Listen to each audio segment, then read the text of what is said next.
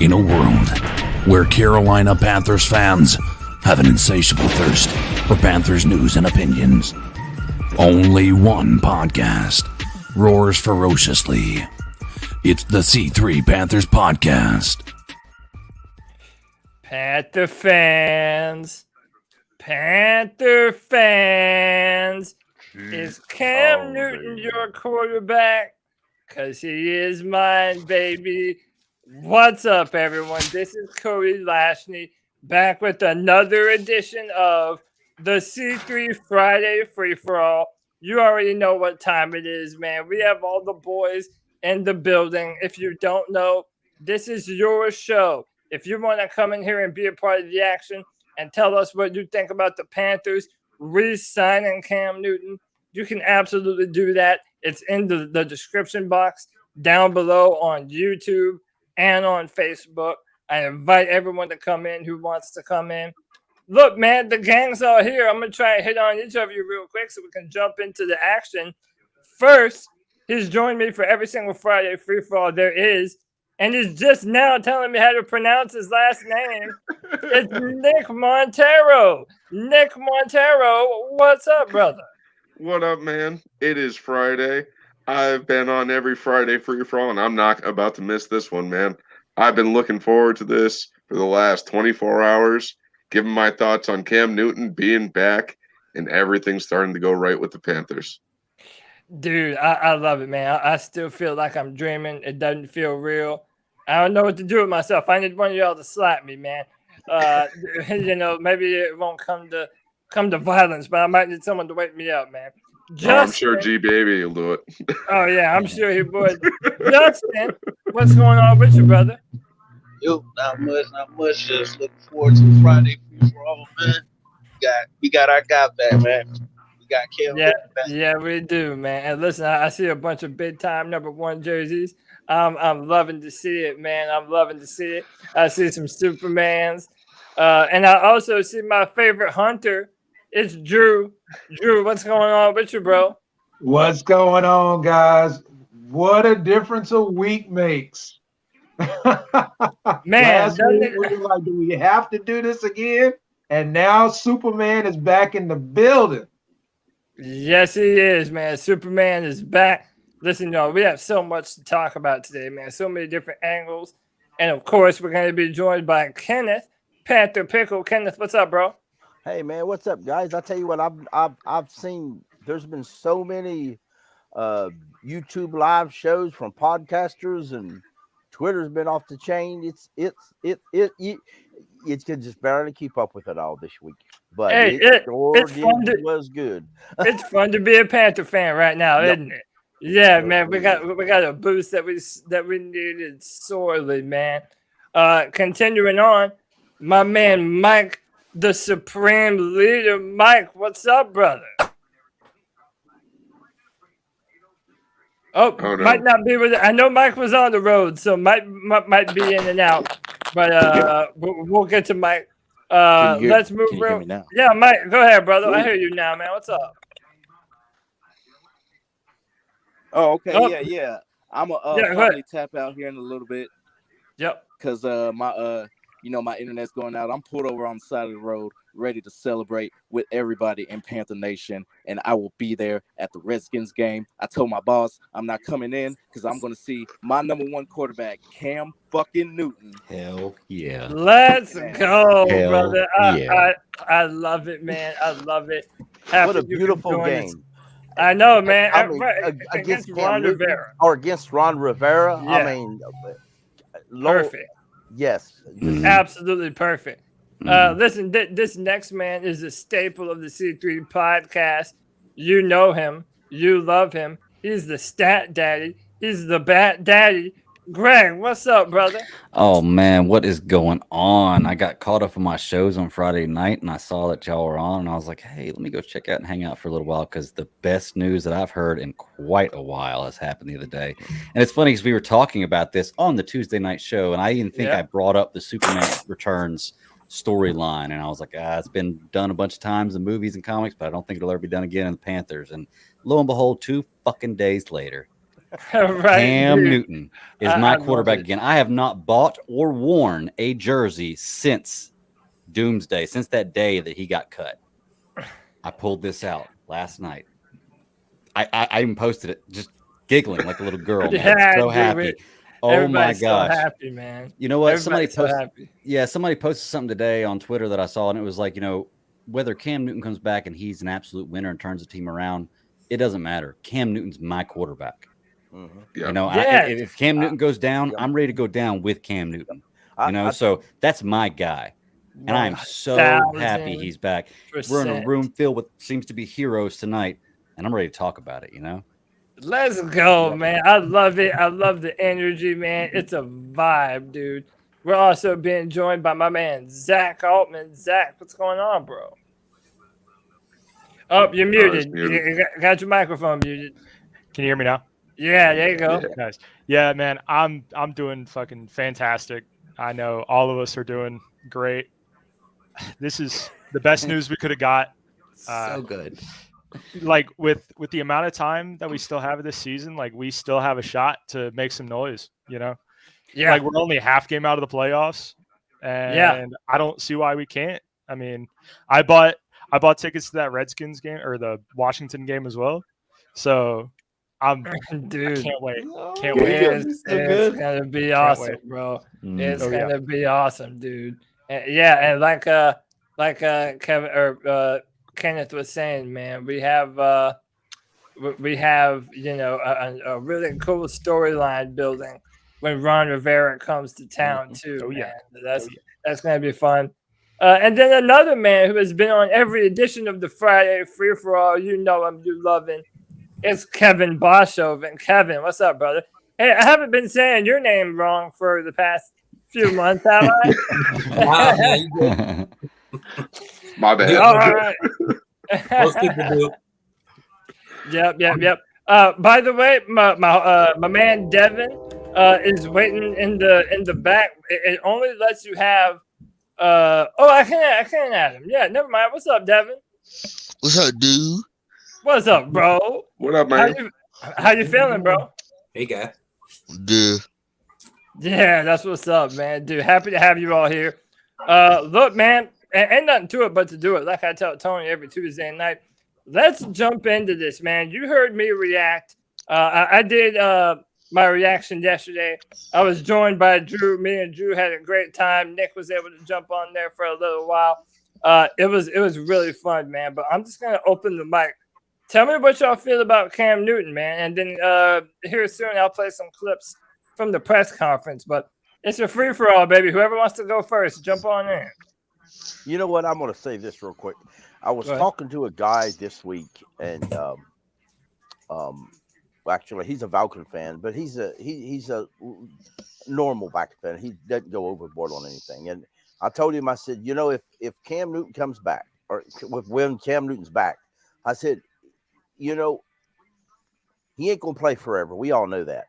But it's going to help in the end. It's going to help as long if this is his only year here, then he'll go out with good favor to everybody. And, we can all smile and say he did his best. Unlike the last time he left, and it was handled clusterfuck. So, yeah, it was. Yeah. And by the way, we have a clip of Cam Newton talking about that too, about the way things ended and what he thinks about it, what he feels about it. But man, listen, how many of you thought this would be possible? Because I'm gonna keep it real. I didn't. I didn't at all. Hey guys, think about this. I mean, really, it's meant to be. Did anybody realize that Cam Newton signed on 11/11? Yeah. Hey, the Superman symbol means hope, y'all. Yeah, it does. And we all feel that hope. The Superman symbol means hope, y'all. So yes, it does, man. Gracious. And I swear, we better come back in the all-black uniforms for the first game. Oh, yeah. Superman coming back in the black suit. Right? Come on, they better do it. It better work out like that. All black suit. Yes. I'm gonna look. I'm gonna look right now. Everything. All black, Oh, everything. it'd be man. so I great. don't know if it's all black, but I think it's black and at least black and silver. I mean, that works. I mean, but oh man, that'd be so great. As long as it's the black and silver. I wasn't a fan of the white pants and the black jerseys. Yeah, me neither. Yeah, it's just like that. I wasn't feeling that one. What I want to see, Black jerseys. I want to see if when Cam gets the ball and he goes in for that touchdown, I want to see if Ron Rivera actually smiles. Or if he tries not to smile, because dude, you want it? He'll probably try not to. You want to know what I'm waiting for, man? That's that Sunday giveaway, man. You know that's coming back. Scoring touchdowns, finding a fan, giving it to a fan. Dude, that's life right there, man. Listen, Black listen. jerseys. The best thing I loved about the best thing I loved. Oh, go ahead. Oh, you go ahead. You go. No, you go. Oh, ahead. I'm sorry. Yeah, I'll say the best thing I loved about Cam Newton was when I used to go to the games and he used to come out his introduction, man. How he'd run out there to the crowd. And I remember just one time he ran out there to the crowd and he runs all the way around. He circles around, points to everybody. And I swear he stopped right on me and pointed at me one time. And that's what I'm looking forward to so much. The energy. Forward to so much is the energy when he comes out of the stadium. I want to see what the attendance is for the for his first game. That's what I'm excited for. I think it's gonna be some Goku summoning everybody's energy for the spirit bomb. Yeah. When he gets his first rushing touchdown in that stadium, and he stands there right before he goes to do the Superman. We gonna see that, bro. I already know that I'm gonna be wigging out. Yeah. Like you might be able to hear me screaming from all the way out here. I got tickets for the Atlanta game because right before my birthday, and I was debating with my friend who's coming with me. Do we really want to go see this trash? Do I want to see it on my birthday? Like you heard my call Tuesday, Cody. Yeah, I know you were in your feelings, man. I know you were upset. And then, bam! I'm like, all right, I'm totally going now. There's nothing stopping me. I'm coming. Yeah, how could you not, man? That's Right? that's the best birthday present that there is. Also, it was Tony Dunn's birthday on 11/11 too, so that was a cool birthday gift for Tony, man. Hey, by the way, the biggest video that we've ever done in the history of the channel, that reaction video is currently at 13,000 views on YouTube. So that's pretty damn cool, man. We had a great time reacting to it. Hey, let me ask y'all this: how many people have gotten an opportunity to hear Cam Newton's press conference, or hear some bits and pieces of it? I saw the mic drop. Yeah, and we're gonna play that here in a minute. You know, I got the clips ready for y'all. I was at work today and I took a extra heat break, even though it wasn't hot, to go outside and listen to it. And I pulled it up on what I thought on YouTube. I pulled it up on what I thought was the mainstream, and it turned out to be PNP's webcast. But that was all right. I did the same thing. So, yeah, man, that's how I watch it. Before you get in this video, Cody, do you realize that if Cam Newton comes back and we're even a somewhat competitive team, what a comic book storyline this is? Oh, dude, we're gonna be, dude. If we're able, insane. If we're able to make it into the playoffs, oh my god, dude, we're one of the biggest Cinderella stories that you've ever heard of, man.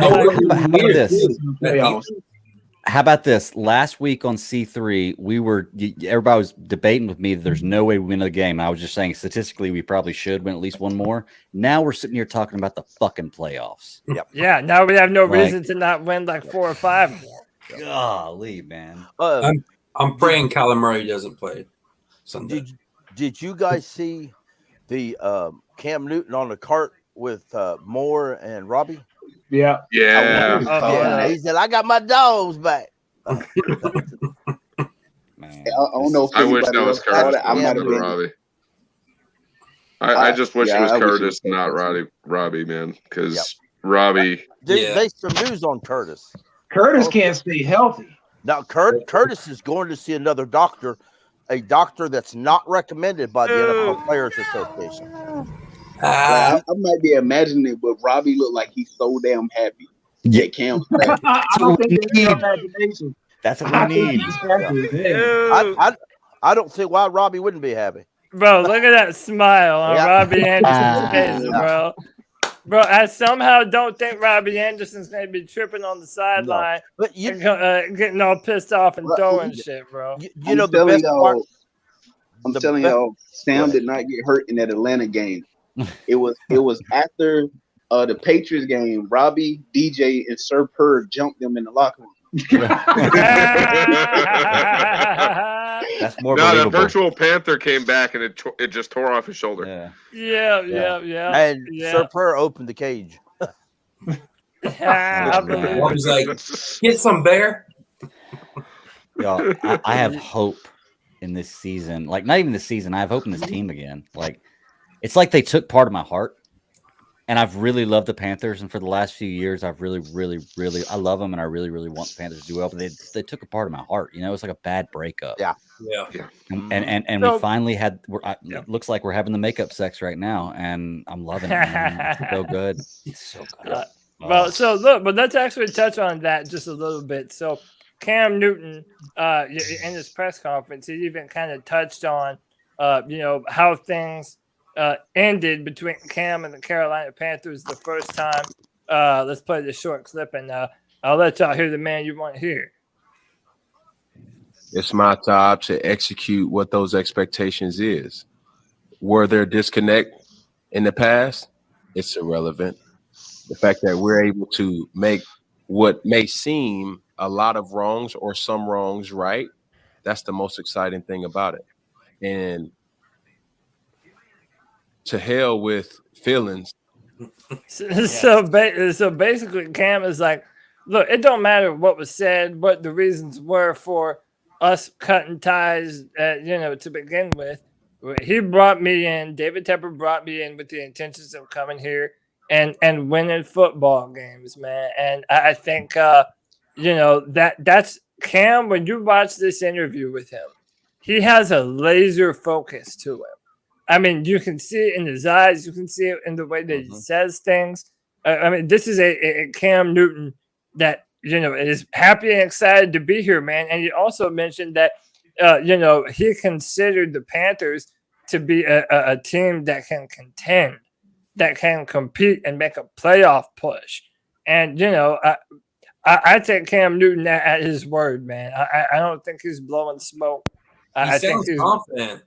He sounds very confident. Yep. Like Teddy Bridgewater or Sam Darnold never sounded like confident at all. Hell no. Look, man, with Teddy Bridgewater and Sam Darnold, it's like the way that I was talking about with the guys at work today. And I work construction, so that it's easiest for me to kind of describe it like that. When you bring a contractor into your home, you kind of have either two expectations. Either you want the guy that's extremely professional. He's going to stick to, what his company rules and regulations are. He's going to be very cut and dry, no excitement to him, that sort of deal. Okay, that's what you get from a big, giant corporation. Or you call the mom and pop shop that only has a couple of guys working for him, that has a lot of heart. They want to put everything that they got into it because it's their name on the line. They're directly connected to it. They got a lot of pride in it. Yeah. Okay, Teddy Bridgewater and Sam Darnold, they're that large corporation guy that, just not exciting, not going to get the job done in the long run. They're going to give you what you want. Cam Newton, he's going to hit hard. Yeah. He's going to come in. He's going to tell you exactly everything that's going on. He's going to make you earn that trust. And, man, let me tell you something. He's got what it takes. Even if we don't get to the playoffs this year, it's just a good story no matter what, having Cam back and the heart that he brings to the table. You just can't replace that. No. So listen, I only have three clips.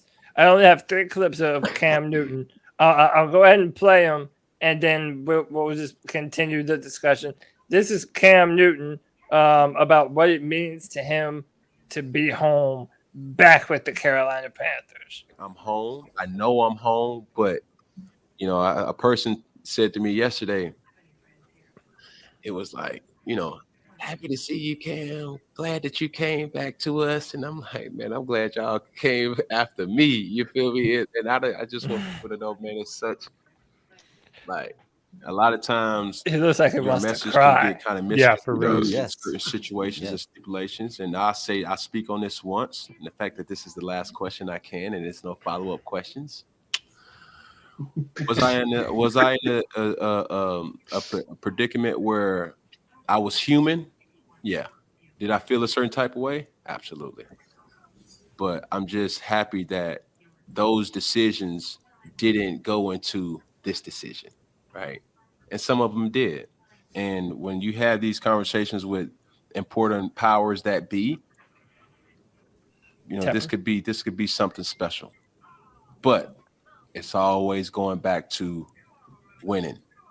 That's what it's all about. That's why I'm here. It's not about, this wasn't no apology. Damn right. You know what I'm saying? Like, oh man, we did you wrong. Let's bring you back. And like, no. Because to be honest with you, it's like there was a version of myself, and even speaking on, fasting. A lot of people look for the new year to be, new year, new me. New Year's resolutions or things like that. But for me, I had an epiphany, had a thought in my mind to say, I want to become the best version of myself going into this new year without even this opportunity. I felt like I was cheating myself. I was cheating my children. I was cheating my brothers. I was cheating my businesses. I was cheating my people who know me, my friends. I was cheating my business associates. And it wasn't that I was a bad person. It was just like I needed to implement structure constantly every single day and purge myself from anything that's keeping me from that. And that's all it was. So without further ado, I will say something that I've been wanting to say for a long time. Keep pounding. That is so good. superhero speaking. How right does there. that not get So you good. fucking hyped, man? Matt Rule, take note. That's how you talk. That's how you That's speak how at a you press do conference. it, That's how you man. motivate Man. people, build a culture. That's what this No. is. Cam Not Newton, to build a take- culture. not And to that's take like a away from direct that. F you to Tepper too, to say, yeah, you ain't taking keep pounding from us. That's staying. Oh, I like Not that to take dude. away That's a, from not to take Goosebumps. away from the seriousness and the joy, but the way Cam ended that, it like the thing that popped in my mind immediately was the episode of Dave Chappelle where he's doing the race draft and like Tiger Woods, like right at the end of it, is like I always want to say this. For shizzle. Yeah. Oh, dude, no, that's man. When I was watching that and he said that, man, Oof. Chills. dude, like how could you not Chills. get goosebumps? Like my man Seeker says here, dude. So Like we have been missing that kind of energy, man. We have been Swagger. missing this kind of someone even mentioned in the chat, even the pressers, man.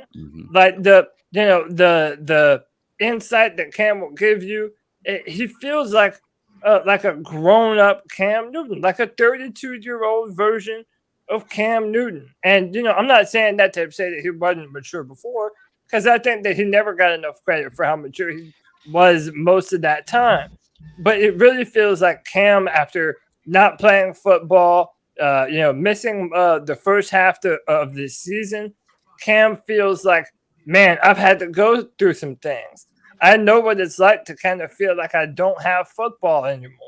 So the fact that he does, man, listen, I even want to push back against the notion that, oh, well, he's not the Cam Newton of 10 years ago.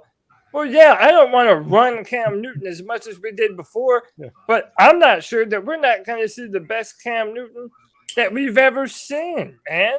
That's certainly still in the realm of possibility, and that's the kind of vibe I'm picking up from the pressure. Yeah. Well, You can go and look at his the offensive line and the receivers to catch balls and the offensive line to do their job.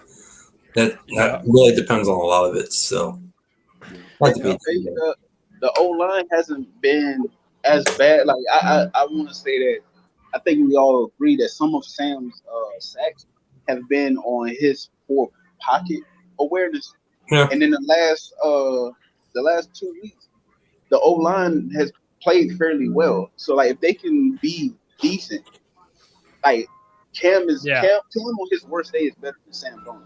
Oh, yeah, without a doubt. Absolutely. It's not even. I never thought I'd say this, but what scares me the most is Paradis being out, because I watched Tecklenburg in the preseason, and I know, Cody, you were high on him, but I was not overly impressed, especially in that. I know it was the first preseason game and he was a rookie, but he was getting a lot of help from the left guard that game. So Yeah. I know Cam is very mobile. I know Cam, he's built like a linebacker. He can take those hits. He can escape the pocket.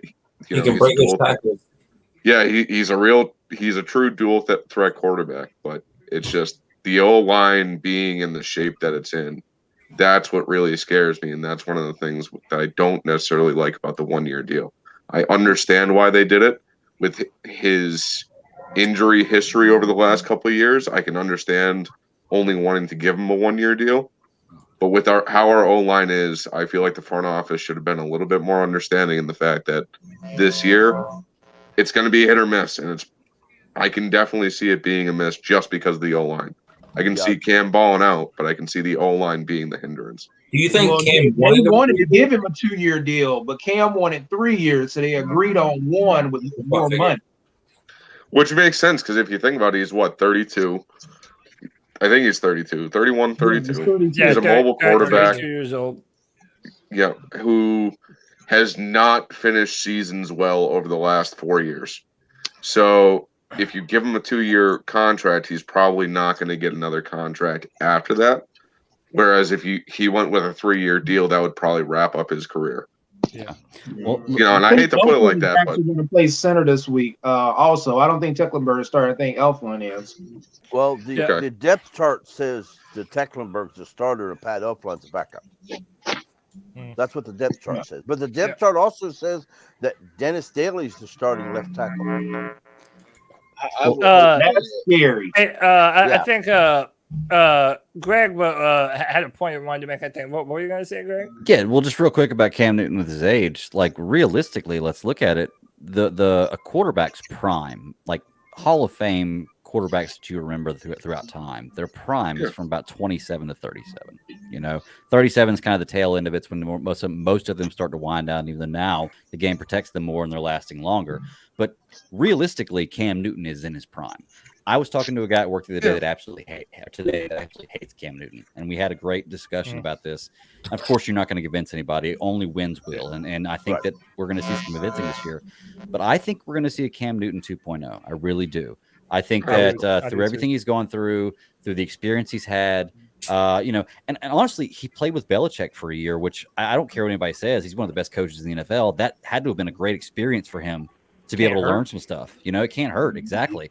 He looked good in the preseason. Yeah, I think that we're going to see a Cam Newton 2.0 here, and I think that not that I had a problem with Cam before. I love this guy, but I think that even the little things that I think we critiqued him about before might be fixed. Let's see his accuracy. I want to see what his completion percentage is because I believe it's going to be a little better. I think that he's going to be a top team quarterback for the rest of his career. And listen, we have reason to believe, and we've been saying this for a long time.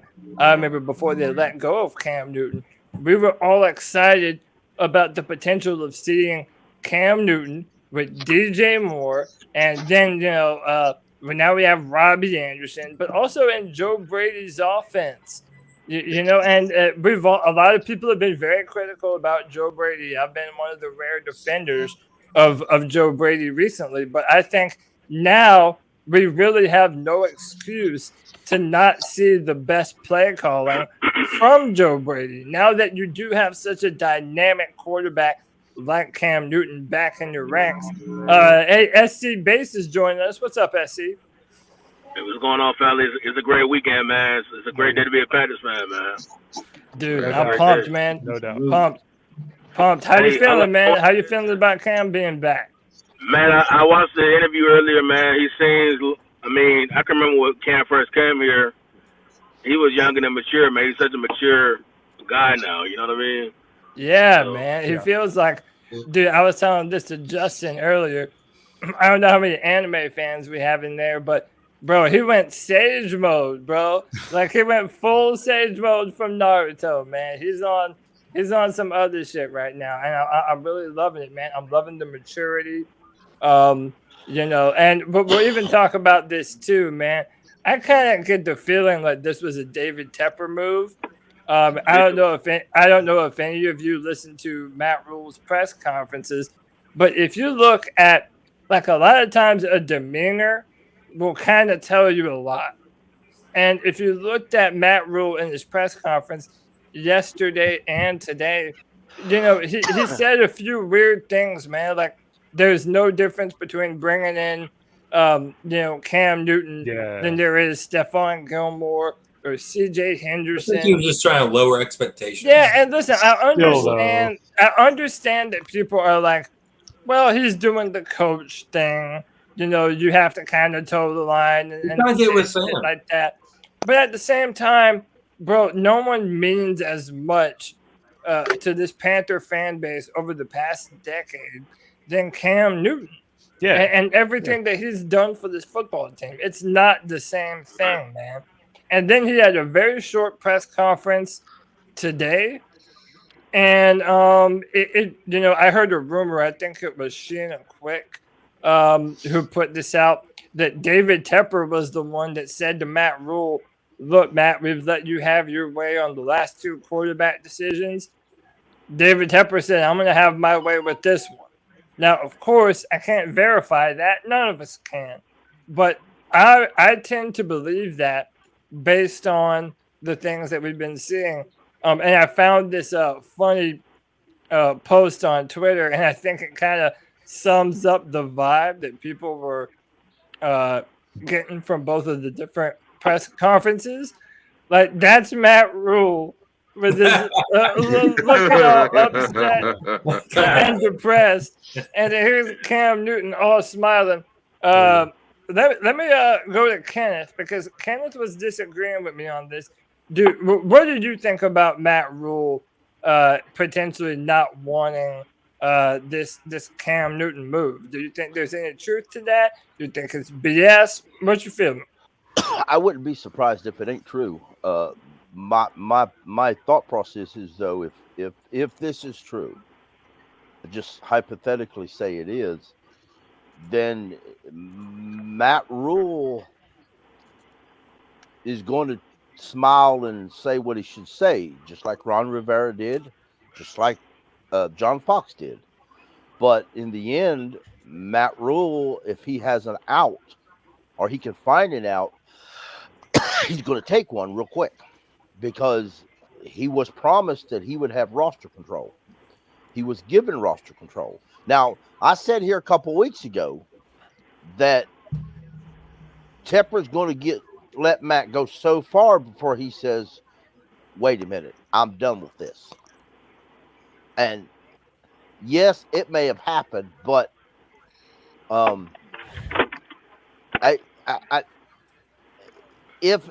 hope if Matt Rule really was forced into the issue with Cam, that's fine with me. But don't be surprised if Matt Rule takes another job later on.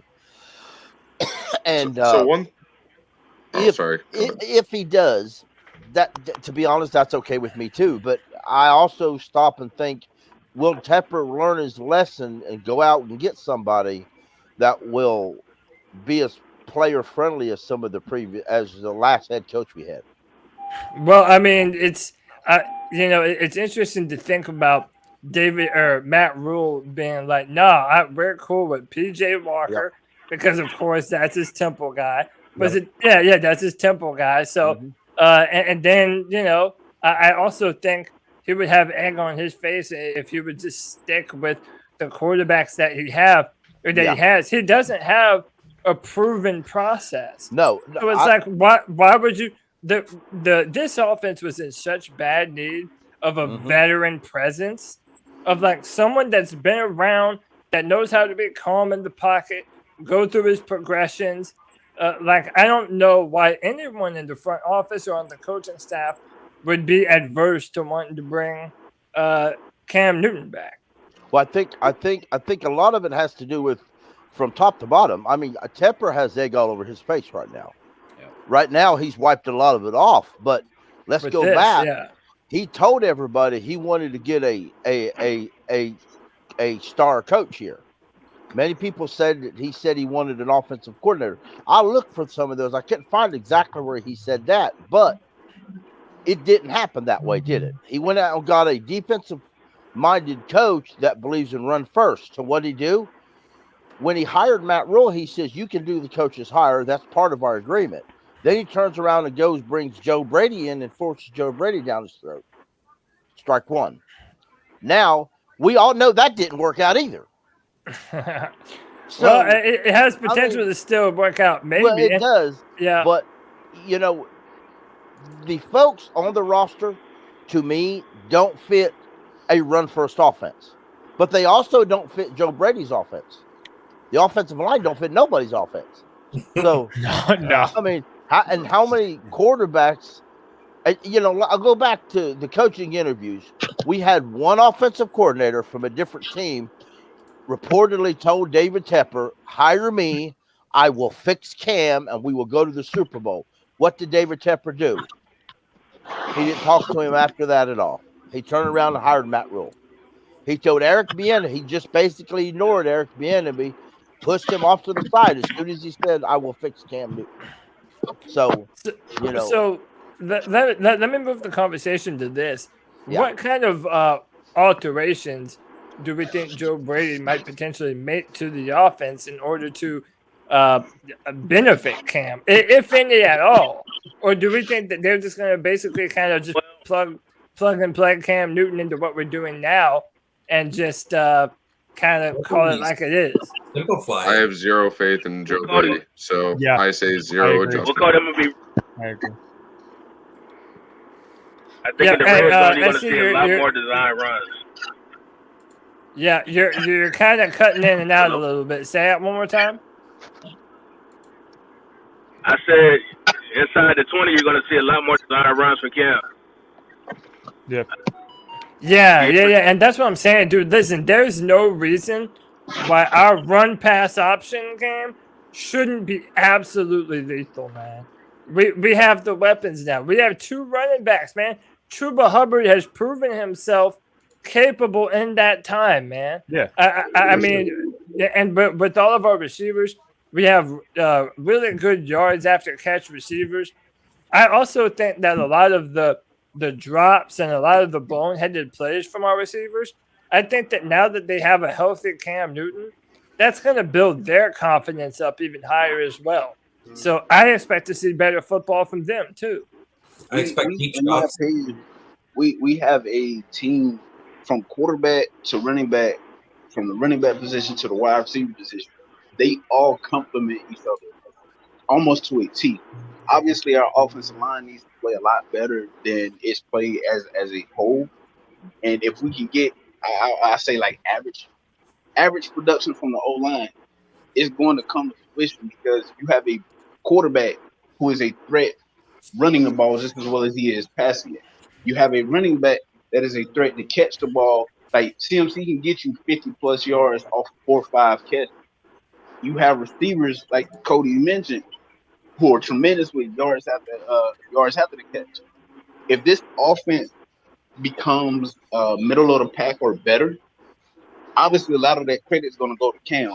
But for me, I'm immediately question the coaching staff and their decision to let Cam go in the first place, because you have so many rookies in that coaching staff. It made more sense to me to keep a guy who had familiarity with DJ, who had familiarity with Kirko when he was here, a guy who's cool, who like that quarterback option read with CMC. I'm so looking forward to seeing it because Cam, unlike any other quarterback in the league, he's probably excited as shit. Unlike any other quarterback in the league, when Cam does that, he holds it like they've done. ESPN did, or what's the name on it? How he will hold it into the very last point, and you really like the defensive lineman, the defensive end that's crashing really can't just run to the running back because Cam can pull it. And if you target Cam, you give it to CMC, and now you give CMC a little wiggle room, and all of a sudden he did take in a 4 or 5 or a play that looks like it's 4 or 5 yards. He ain't taking it 20, 30, or he might go to the house. So I'm gonna question Brady. I'm gonna question Rule. I'm gonna question all of them if Cam comes in and this offense all of a sudden looks like middle of the pack or better. But I'm so excited to see how it's going to play out, how it's going to look. Like, and for all intents and purposes, Cam doesn't need to be 2015 Cam. I hate watching and listening to national media talk about this isn't the same Cam. Cam legitimately doesn't need to be 2015 Cam. That was Superman in his prime, physical prime. He carried that team. Cam finally has talent at every level, skill position. Offensive line, like I said, needs to play better. He's finally on a team where he can be a game manager and will look immaculate as a game manager. And then I want to see Cam be Superman, say like 10, 15 minutes out of the entirety of the game. Just give me a few plays here and there where you show you're still Superman, but then you go right back to being a game manager. Because that's the kind of skill we have on the team. On the offensive side of the ball, I feel like this is going to light a fire. I feel bringing Cam in, and it's part of the reason why I wanted them to do it. Bringing Cam in would show that the organization really wanted to win right now. They weren't trying to wait till next year or any of that. Yes. I think it's going to light a fire underneath every player in that locker room, from the third string guy to the starters. I think the defense might actually take a step forward, which is amazing to think about. As good as it is. Like Shaq knows Cam. Shaq knows how Cam is with all the guys that are on that side of the ball that played against him. They know how he is when he's on. If you can get that Cam Newton for the remainder of the season, you know both sides of the ball play off each other. If the offense is clicking and the defense is like, we got an offense now. Oh, and let's go get a couple more turnovers. Let's go get them some short field. And you know that defensively we can give you the ball at the 30 or the 40-yard line, and your offense is actually going to cash in. What do you think it does for Tommy Tremble? Oh, I think Tommy's going to eat. Yeah. Cam absolutely loves his tight ends. Yeah, Cam's always loved throwing to a tight end. One thing. I don't know if anybody's. I didn't listen to it, but I heard some comments about Joe Brady's presser, and Joe Brady's does a lot more different things than what Matt Rule. Joe Brady said when asked if Cam would play, Joe Brady said maybe, and Matt Rule said no. Matt Rule kind of clipped it off. Joe Brady actually, I saw some. I didn't hear the clips, but I saw him. He actually smiles quite a bit and talks heavily about Cam. Joe Brady does. So it may be a situation where Brady came here expecting something and didn't get it. But when they made the decision about Cam, they didn't include Joe Brady. I mean, if they did, he wouldn't have said yes. You really have to question whether or not I got a conspiracy theory in my dome. Maybe Hurney released Cam in an attempt, like Hurney convinced Rule, or Hurney and Rule conspired to release Cam, and they convinced Brady and Tepper that they'd be better off bringing Teddy in as opposed to keeping Cam. Because, I watched a little bit of Joe Brady's press conference. He legitimately was like, "This is the dude I wanted to come here and play with, like coach to begin with." Yeah. I have my opinion. Briefly, I'll say, Marty Hurney, basically, we know that he got Teddy Bridgewater a lot cheaper than he thought he was going to get. He didn't really expect to get him, so that tells me that he made the offer.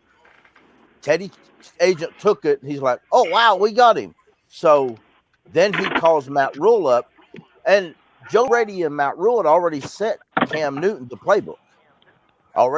Joe Brady had already made videos. Stan Norfleet on WFNZ, who I guess knows Cam Newton on a personal level, said Cam had the videos, had talked to Joe Brady that morning, and looked at some videos and was reading the playbook when he got the message from his agent that they were going to trade him. So this is after Rule comes out and tells everybody that he loves Cam and he wants to work with him. So this tells me that they signed Bridgewater basically behind Rule's back. And when it come together, a lot of people thought, okay, so what's Teddy going to back up Cam, or they do not trust Cam's injury? And so just imagine Marty Hurney along with the cap guy who neither want to work here now, walking up and say, "We can't keep two quarterbacks to make $20,000. It's easier to cut Cam." I mean, it's not. Yeah. Like, you know what, man? And I think the whole thing about this is and I really love what Cam Newton said about it. Like, this wasn't about making amends for things that went wrong. This is about winning football games. 100%. It's just about winning football games, and I'm really thinking, and I've been thinking about this competitive drive that we've always known Cam Newton to have, I think he's had that itch, man. He's ready to come back and play football. I wanted to kind of touch on this. Let's ask to what capacity we expect to see Cam Newton this Sunday, if at all. Because as Kenneth alluded to, if you listen to Joe Brady's press conference, he kind of leaves the door open a little more than Matt Rule does. Matt Rule pretty much said PJ is going to be the guy that they go with. But a lot of people think we might see Cam Newton in some red zone situations. Let's go to the Bat Daddy, and then we'll go to Drew. What do you think about how long we'll be seeing Cam this Sunday? I think that knowing the way that Rule thinks, especially with PJ being his college guy, that he's probably going to go ahead and start PJ, and probably so. Cam probably needs to have a little bit of time to get into the offense. But I'm willing to tell you, I'm going to tell you it now.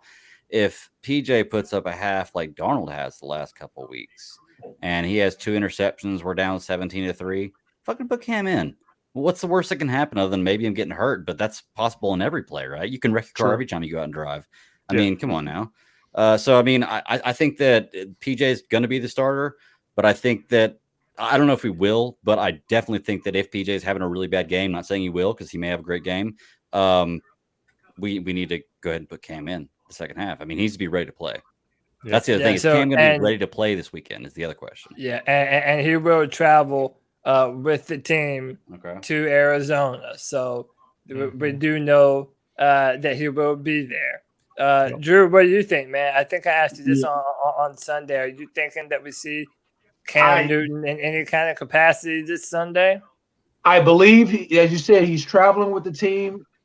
I think Rule is going to try to not have him dress because, as Bat Daddy was saying, if PJ starts to falter, everybody's going to be looking at Rule as like, hey, what do we have to lose? Put him in.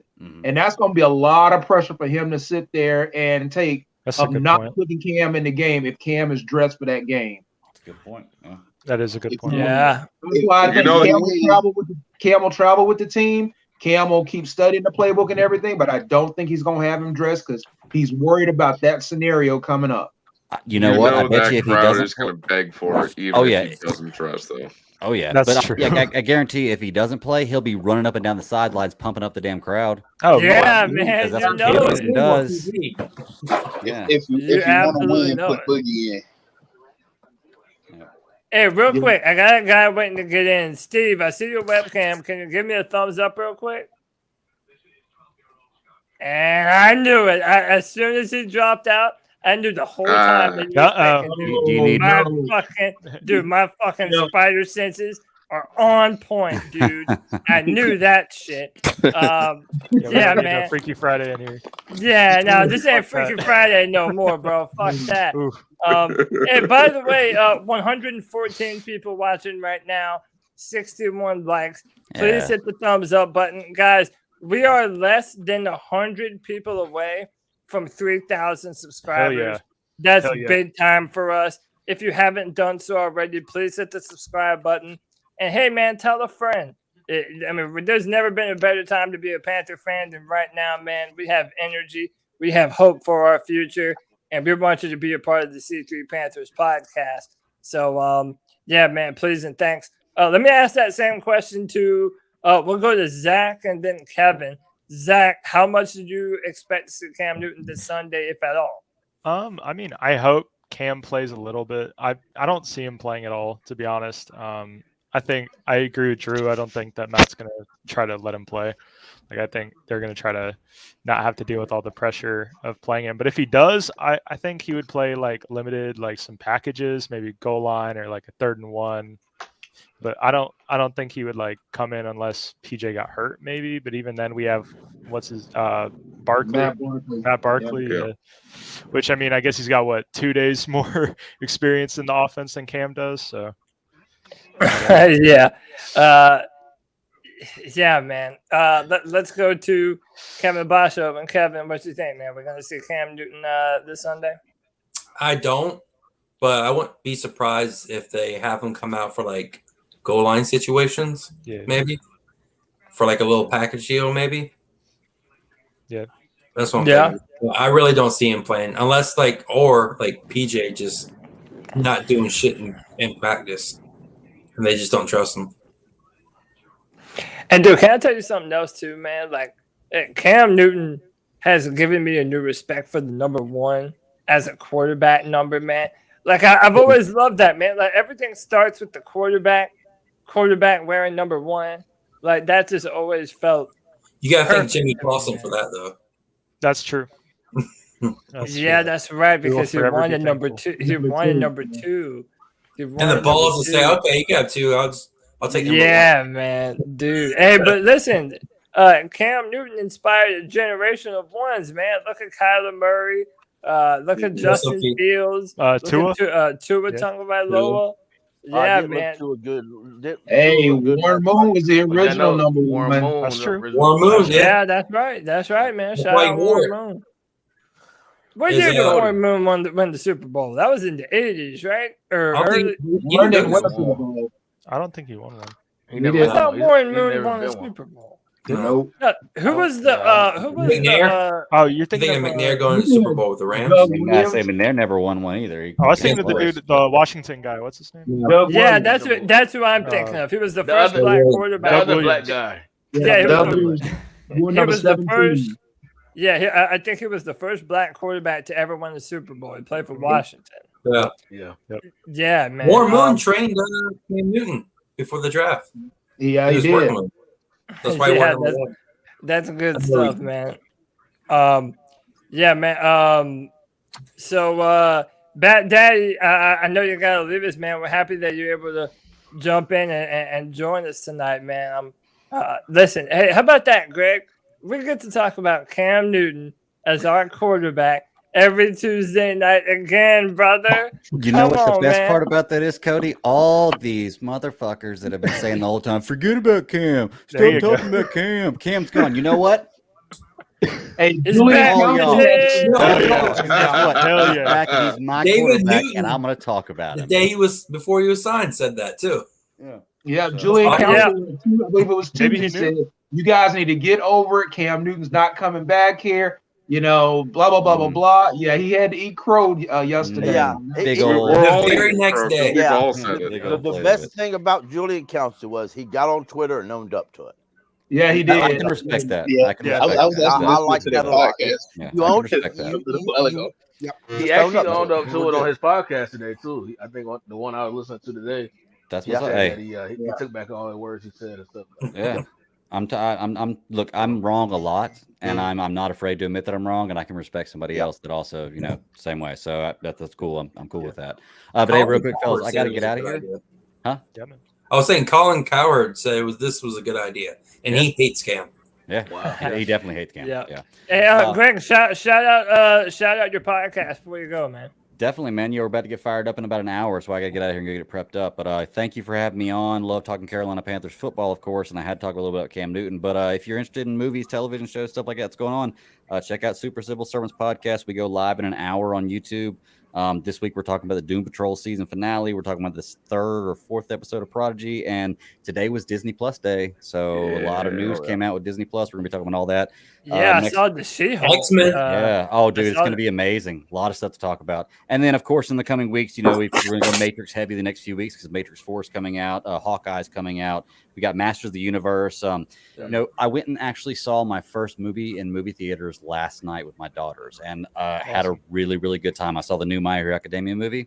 Yeah, really, really good. Really, in fact, I liked it so much that I bought a hoodie, My Hero Academia hoodie. After I saw the External movie the other day. Greg, listen, dude, Greg, I would highly recommend, if you haven't, you could watch My Hero Academia with your kids, and all of you will absolutely love it, dude. Oh yeah, my kids love it. Yeah, it's one of the best animated come out. Yeah, that's what everybody's told me. It's like it's the top tier. It's the number one. There's other ones that are really good, but I've gotten into that, and I've gotten into Demon Slayer, and I've gotten into Attack on Titan. I'm starting to get more into anime. And what's Arcane? Arcane is the one you League of Legends. Dude, if you have not seen Arcane League of Legends, you definitely need to check that out. And whenever you talk about it on your show, let me know. I'll try and come on and be on there with you. Definitely. Check out Ender's Game also. Okay. All right. What's it on called? Netflix. Ender's Game. Is that the one with Harrison Ford?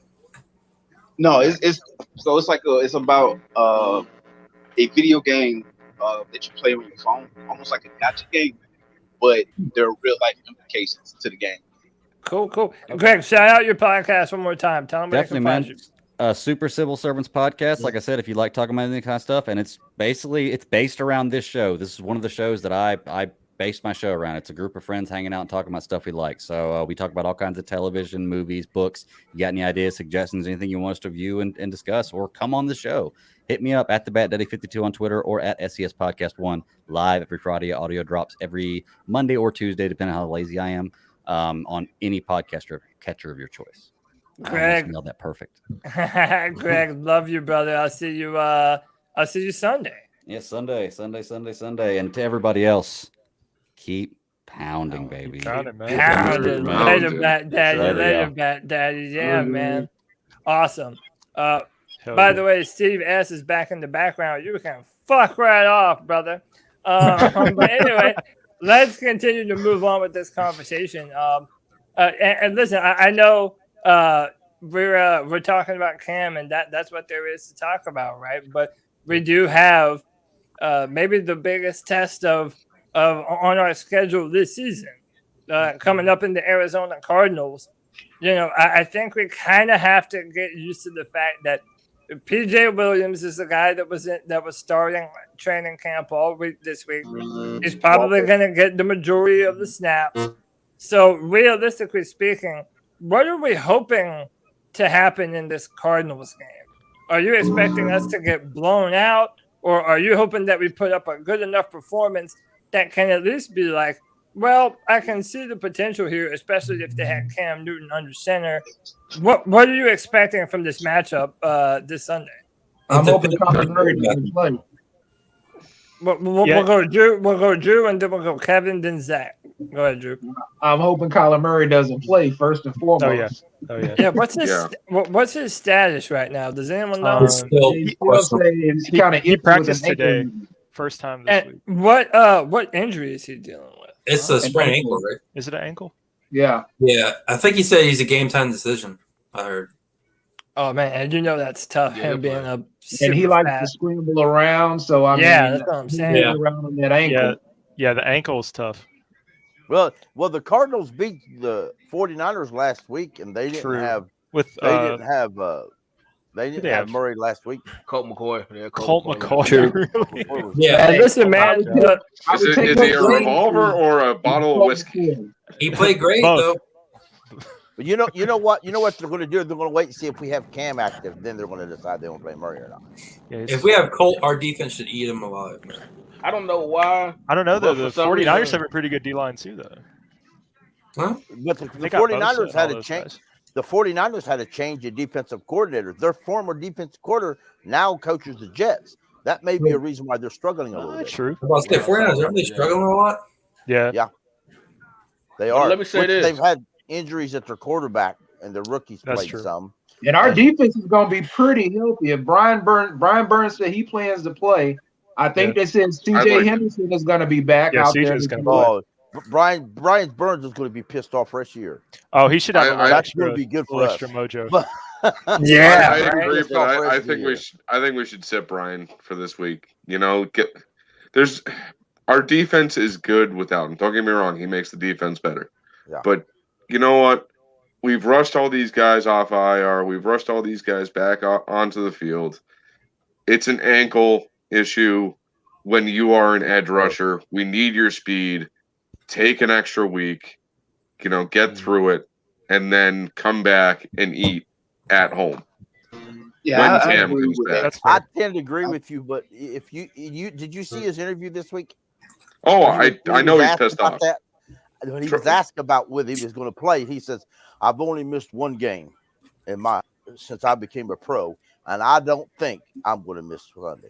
That's just the way he put it. So, yeah, but like we say all the time, sometimes the coaches have to protect the players from themselves. I'd hate to be the coach and tell him he wasn't playing. Can he re-injure it? Can like he do any more damage to his injury, or is it just hurt? You can always do more if you aren't careful. They said he practiced fully today, but it was just a walkthrough today. Yeah, but also that another thing that we have to mention is this. Like, I mean, we really waited to the last minute to sign Cam Newton. I mean, if we get to 8 losses, I don't think 8 losses is enough to get us in the playoffs. There is probably not. absolutely zero margin for error going forward. Yeah, you got to go 10-7 at least. You have to go. Well, we're talking about winning 9 games might get you in the playoffs in the NFC this year. I think so. At least Maybe. We're only a half game out, and we only have 4 wins. Yeah. So I didn't realize Frankie Lulu was hurt too. Oh, is he? I didn't realize that either, and I just saw that. He's limited practice all week, including today, and he's questionable, just like Brian Burns is. That sucks. That both of them out's going to be. Yeah, this would give I think that Vikings game may come back to haunt us. Yeah, potentially. Go ahead, Justin. Yeah, I was just gonna say, if they do, again, huge fan of specific players, and you want to see them out on the field, you want to see them out there, getting up the stats and everything. But for Burns, I would hold him out for a week, just give his ankle that much more time to rest.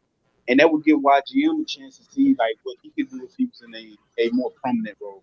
So I with our back end, like I could see us getting a lot of coverage sacks.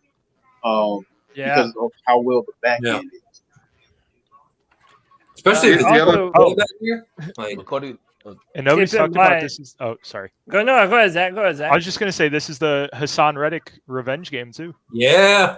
I hadn't thought about that till just now. Dude, he'll I have didn't a think little extra going. Yeah. Good, Zach. I literally didn't think about that until you mentioned it, man. That's a good one right there. We've had a shitload of revenge games this year. That's true. Yeah. And if Cam was on the roster last week, we would have had another one. I know it would have been perfect. Brian Burns this week. Just think, you got a fresh Marquise Haynes that can come on the field. True. And that's one thing that we've been saying since the beginning of the season. Our depth at edge rusher is probably one of the top. It's probably one of the top edge rushing rooms in the entire NFL, especially when you look at our depth. Yeah, depth wise. So sit them for a week. Let them rest. Let them come back and eat. Yeah. Somebody else pointed it out. As a rookie, Cam's first game as a rookie was Steve in the chat there. He was the one trying to get in. See what I'm saying? He's from Myrtle Beach. That's what that says. So. My apologies, Steve. The last time I had a guy in here that was trying to make problems and expose himself, he had a guy on his webcam that looked similar to you, and he was trying to dupe me. So, and honestly, listen, being real with you, I don't even recognize that name. He could still be trying to fake me out right now, man. I don't even know. So, but I appreciate you pointing that out to me, man. Let's go to SC base. At SC, bro, what you looking at this game? Do we have to win this, or is there any way that we're able to win this? Just running the football with P and letting PJ just play in rhythm. I don't say it's a must win, but part of me feels optimistic about the game. Like for some reason, I just believe our defense is going to keep us in the game, especially if Colt McCoy plays. And I don't know. PJ didn't look good in that game he came out against in the Giants, but I guess because I'm a Panthers fan and this is the torch I put myself through, I'm optimistic that we're good to win. So yeah, we'll see. Yeah, I mean, I'm optimistic too, man. I think that we have, and also I know you can't ever depend on this kind of thing, but the Buffalo Bills lost to the Jacksonville Jaguars, man. Like earlier this year, the Packers got rolled by the New Orleans Saints. You know, Ravens lost last night. Yeah, the Ravens lost to the Dolphins of all teams, dude. So it's like we lost to the Giants. We lost. Yeah, man. So dude. Good teams. You know what? Good teams. They can sometimes go out there and lay an egg. And especially if Kyler Murray might not play, then that leaves it even more like it could be a possibility that the Panthers might be able to do something. The game's at 4 o'clock too. I just realized that. Yeah, because it's in Arizona. We gonna win this. Does anybody know the announcer that they call in the game? I can check. No, I do not. Give it a look. I do not. I think it's By the way, Kenny Albert and, apologies Jomo. for the bullshit spam messages that will pop up in the chat from time to time. Yeah, I know, dude. We'll get people advertising webcams, all kind of dumb shit. So again, apologies. I deleted it as soon as it came up. But yeah, man. And then again, we're thinking about Cam Newton being put in goal line packages. Is there any of you that feel like maybe we shouldn't even do that? Like, why put him in just to run Cam Newton on some fourth and goals? Let's just take this time to get him ingratiated to the football team and let him play. You know. In my mind, that you have two options. You can either do what you do in the third preseason game, which is let him do a drive or let him do a quarter. But I think he's too fresh for that. I think you got to sit him for a week. I know he wants to come in and play, but let him learn the playbook, and let's surprise Ron Rivera with what Cam can do. I don't think we're going to surprise Ron with Cam. I was going to say, I think Ron knows. He knows the old Cam, and he remembers the hurt Cam. Let's let Ron see a nice, fresh Cam. Yeah. Well, remember, he already played Cam one time. They played New England in the preseason. Yeah. That doesn't count. Yeah. It's preseason. I want to see. I see what you're saying, but that doesn't count. I want to see him fresh against Washington. I don't want to see if there's some bad blood between them two. But I wouldn't didn't offer him anything. I wouldn't be surprised if Joe Brady's trying to talk Matt Rule into letting him play for a little bit. Although I don't see them activating three quarterbacks. And I don't see them letting Cam dress. Yeah, they've already said that he's going, and Rule said he's go, or I've heard he's going, but Rule's already said who's going to be the starter and the backup. I just don't see them activating three quarterbacks. Yeah, I will say Cam's rookie season, the first game he played was against the Cardinals. Mm-hmm. So it would be a little bit poetic if his first game back with the team, he goes out there and works. Because if I'm not mistaken, Cam's had the Cardinals number. Shit, the Panthers had the Cardinals number. We have been very good. Yeah. We've been very good against the Cardinals. Last time the Cardinals were beating our ass was my first Panther game, 2008 division. Oh no!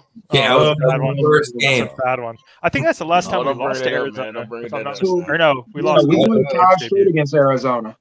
To the degree of for a playoff implication. I mean, shit, we just beat them last year. Beating the Cardinals this upcoming game, the next two games, is more important for if we're trying to make a playoff run, because we've lost to like the Giants and the Vikings. Actually, the Giants, the Vikings, the Eagles. Those three games hurt us in the NFC seeding, the position for sure. we're in. So, being that the Cardinals are an NFC team, I said it when the record came out, the schedule came out. I would rather us beat the Cardinals than lose the Bills, because the Bills are an AFC team. Yeah, I can see us winning this game off a few big plays from PJ. Like, he has a cannon of an arm. He wants to go deep. If we can get a few big plays in the run game, passing game, like we connect with Robbie, DJ on a few shots, I think our defense matches up with the Cardinals' offense, regardless of whether Tyler's out there or Colt McCoy. I think our defense can match up with any offense in the NFL. If we can get just a few plays, because when you look at Sam over the last couple of weeks, Sam it's like been the routine throws, his decision making, the routine throws he's missed on. We could have beat. We were in that game against the Patriots. Sam throws interceptions on promising drives. They couldn't muster any kind of offense against the Eagles. They couldn't muster any kind of offense against the Giants. If PJ can give us something of a spark in that department, like legitimately just a few plays. Again, I there's no reason why I would say, oh, Cam got to get out of here. I want to see him play. Give him another week. Let him learn the playbook.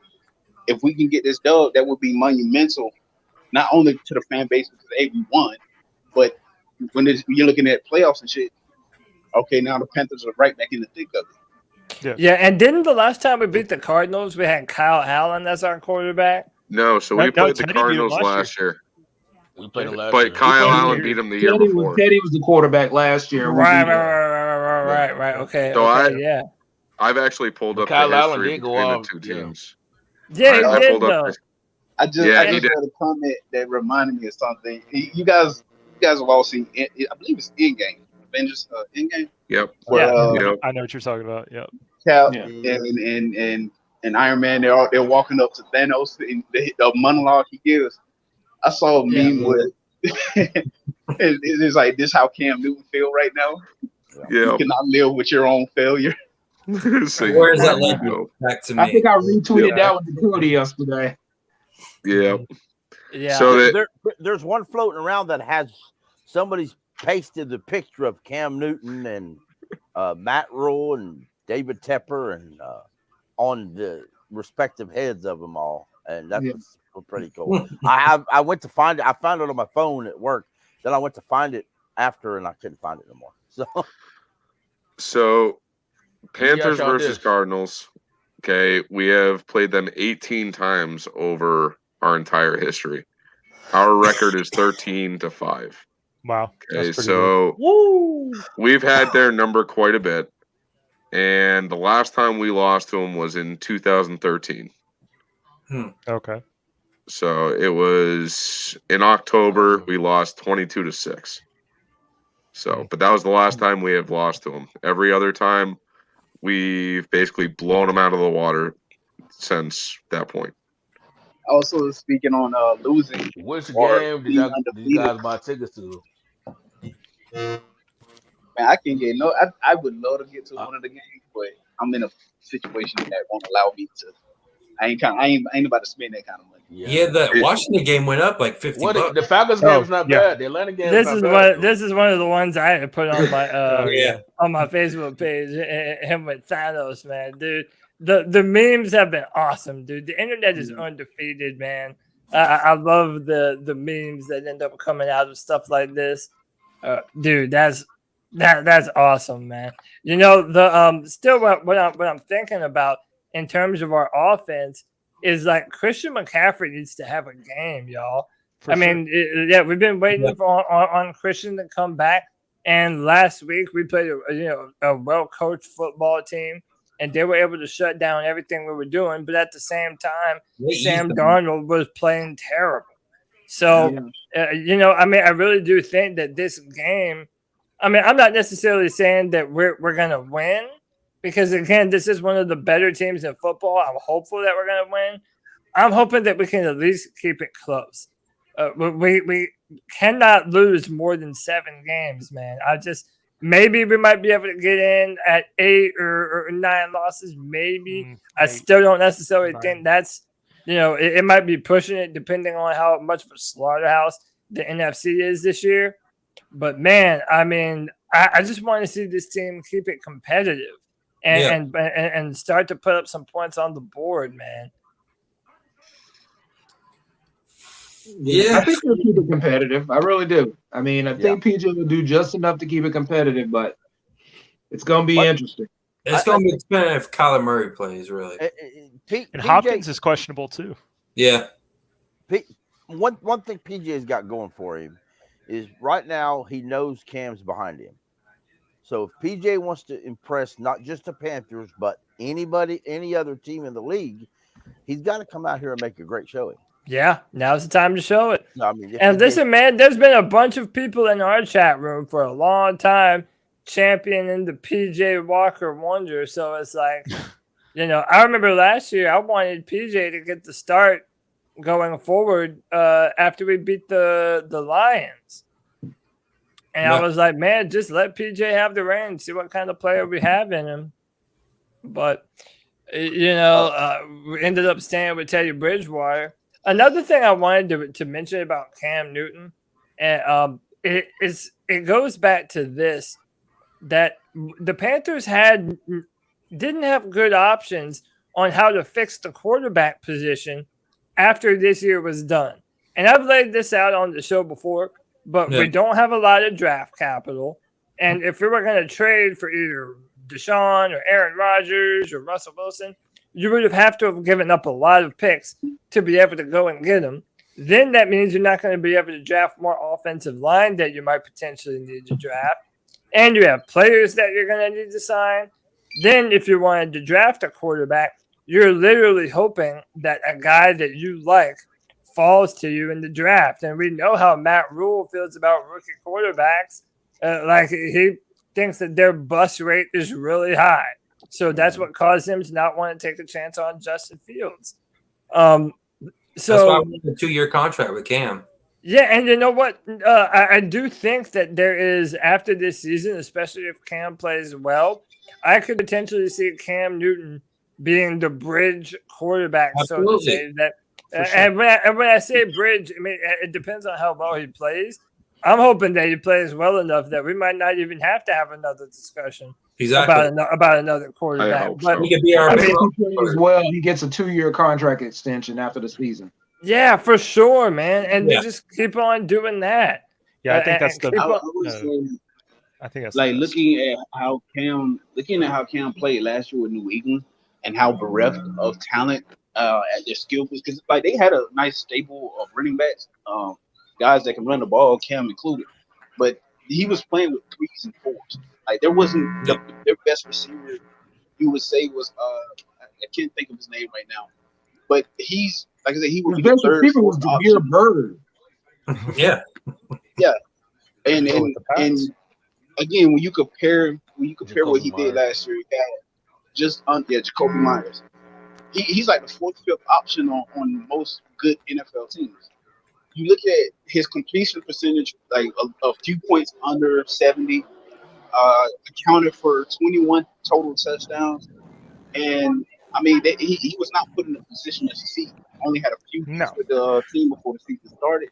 If we can get that ball control version of Cam, like I said, just give us a few. From time to time, all we need is a few minutes of you going Superman, going Super Saiyan, going. I can't think of like all the anime and stuff that I watch. I can't think of like, all the names of series for me. We just need a few brief moments of him doing that. Other than that, he just needs to be a game manager. Get the ball to DJ. Get the ball to Rob. Get the ball to I'm about to say Curtis. Damn it. TMC. Amir. Terrace Marshall Jr. Yeah. Tommy Tremble. Yeah, Tremble for sure. Like we have weapons. We have weapons. And to that point, I think it gets missed or it gets overlooked by a lot of people. When Ian was a rookie and he had to step in for Ian's best year as a tight end was with Cam when he in his rookie season. He had to fill in for Olsen. He had, I think, like 400, 500 yards receiving. Now you have, like, you might see a resurgence of Ian. If Cam goes out there and he does that, ain't no reason why we shouldn't. Like, I would say if the style of play that he puts on the field is reminiscent of what he did with me. Not so much what he did earlier in his years with us, where he shows that, I can stay in the pocket. I can make these throws. I can control the game. I can get the job done without using my God-given talent, my athleticism. You can have a situation where you're talking about Cam playing up to his late 30s, and we be in a much better position because of it. Like, and that's another thing. So I did a Panthers roundtable on PNP's show the other night. Pat Coltrane was there. A lot of Panthers YouTubers were there. I watched that. And one of the things that I said was, like, look, let's be real. We don't know that we haven't seen the best version of Cam Newton. I mean, Aaron Rodgers is like, 35, 36 or something like that. Ben Roethlisberger is up there in age. I mean, he's not looking great now. But, I mean, there are older quarterbacks than Cam Newton that have had a ton of Much older. success. I mean, Fucking Tom. yeah. I mean, Tom's 44 and he's still playing exactly as good as he And- ever has.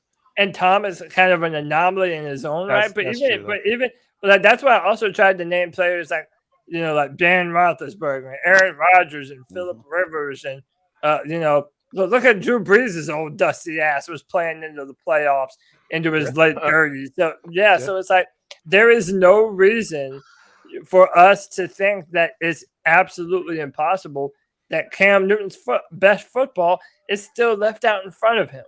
Like, that's entirely possible. And if you watch that press conference that he did today, it's an older Cam Newton. He's far more mature. He's a father a number of times over. And again, he's had this time to be with himself and focus and meditate. And he's been without football. And sometimes you don't know what you've got until it's gone. He also had like 12 rushing touchdowns with New England. Yeah, and that's true too. Yeah. I mean, listen, it opens up so much. When you have a mobile quarterback, it helps when you have a trash offensive line too, man. And listen, we saw what the offense was capable of being done the few times that we ran Sam Darnold. We had a good bit of success. Sam Darnold has taken his last stopped snap when he for got a the Carolina concussion. Panthers. Oh, yeah, we have to talk about that too. And I'll try and find it. Did you guys hear Scott Fitterer talking about They got to find something to do with Sam. Yeah, they got to find something to do with Sam. He's like, we got to find Leave something. his ass on IR rest of the year, and then after He can hold the clipboard after with this another- season's officially over, just cut him. Sam's done. They might have to. I feel 'cause bad for They that. can't I feel trade bad him. for I that. mean, They can trade him to the XFL. Yeah, maybe. If Fitterer can trade Sam and get some sort of compensation for him, Anything. we're going to have to go. If Fitterer trades Sam and gets any type of compensation, we're going to He'll have to go. be a post June 1st cut. Yeah. Well, I really hope not. I hope he's just a regular cut because right now at the end, I guess it's in March or when the league or the April when the league year over. Teddy officially becomes off our roster. We'll clear 17 in bad cap, along with a bunch of other bad cap. But if we can cut Sam right after that, that just replaces Sam with 18, which ain't but about $1 million more. If you cut him at June 1st, you're going to divide that up into twice. You're going to take I guess equals up to about 16 or 7 or 6 or 7 million this year, and then 6 or 7 million next year. I myself would rather just take it all 18 now and be done with it. Yeah, that's true. You can't do that because the salary cap is going to go way up in 2023 because the new TV deal is going to kick in. Exactly. I think That's so. the way- Hopefully that's it the way I does. would do it. Hopefully it does. But I'm not. I think they would do it that way as long as if they have enough salary cap room to re-sign the players they want to re-sign. Exactly. Yeah. Yep.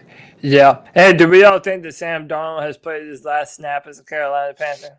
Yeah. He has to. I do. He's going to Hey, North. dude, let me ask you this. Do you think there's any possibility that he stays on as a backup? Let's say PJ plays and For this PJ year. impresses, and let's say PJ, goes somewhere else, potentially, and maybe Sam Darnold stays on as the backup, or is that just way too much money? When he said we got it's possible. Look at Well, they're Chicago. not paying I mean, regardless. Nick Foles is a backup in Chicago. So, I mean, he's making $20 million.